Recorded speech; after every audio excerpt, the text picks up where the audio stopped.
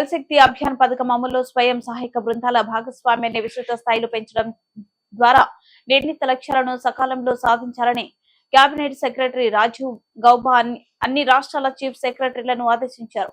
భవిష్యత్తులో దేశం ఎదుర్కోబోయే నీటి సంక్షోభానికి పరిష్కారాన్ని కొనుగోలు లక్ష్యంతో కన్వర్జెన్స్ మోడ్ లో భూగర్భ జలాలను మెరుగుపరిచే విధంగా చర్యలు చేపట్టాలన్నారు. గురువారం అన్ని రాష్ట్రాల చీఫ్ సెక్రటరీలతో ఆయన వీడియో కాన్ఫరెన్స్ ను నిర్వహించి జల్ శక్తి అభియాన్ పథకం అమలు తీరును సమీక్షించారు.